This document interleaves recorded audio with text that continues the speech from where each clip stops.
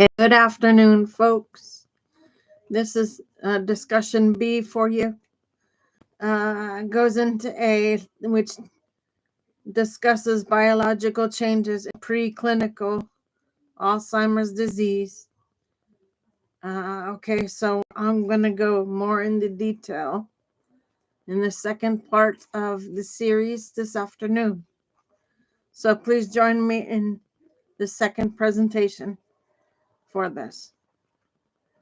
The biological changes in preclinical Alzheimer's disease can have a significant impact on cognitive function even before any noticeable symptoms appear. Here's how these changes can affect. Uh, here's how these changes affect cognitive abilities. Okay, memory decline. One of the earliest cognitive functions affected is episodic memory, which involves the ability to recall specific events and experiences. The accumulation of amyloid plaques and tau tangles disrupts communication between neurons, leading to difficulties in forming and retrieving memories. Okay, then you've got executive function. Executive function, such as planning, decision making, and problem solving, can also be affected. The synaptic loss and neuronal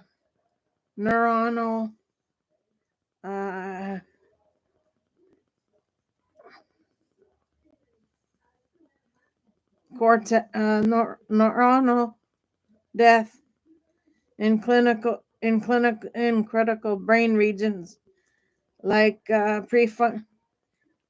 prefrontal cortex impair these higher order cognitive processes.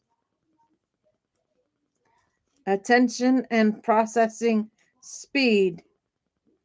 Changes in the brain activity, particularly the shift from hyperactivity to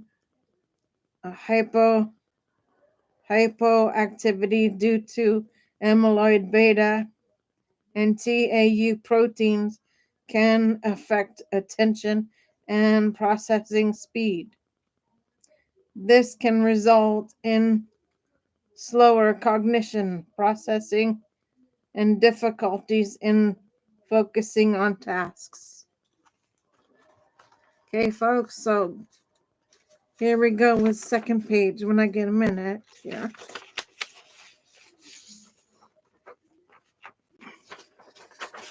Okay, then we go to language and semantic memory.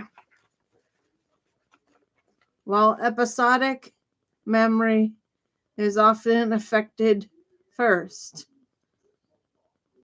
semantic memory, general knowledge, and facts can also show early signs of decline. This can manifest as trouble finding the right words or understanding complex concepts, behavioral changes. In some cases, preclinical Alzheimer's can lead to subtle changes in behavior and personality, such as increased irritability, anxiety, or apathy. These changes are often attributed to the brain's altered activity and the gradual loss of neurons. These cognitive changes are often subtle and may go unnoticed by the individual or their loved ones at first.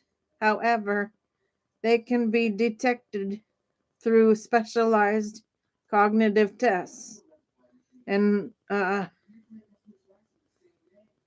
neuroimaging techniques, which can help in early diagnosis and intervention. Okay, then you have the bottom piece here. Does this help clarify how preclinical Alzheimer's impacts cognitive function? Okay, so guys, that's B for this afternoon. I'll be back on later for C. Until then, Gator Wellness, have a good afternoon, folks. I'll be back on for C shortly. See everybody then. For now, Gator Wellness, take care, folks.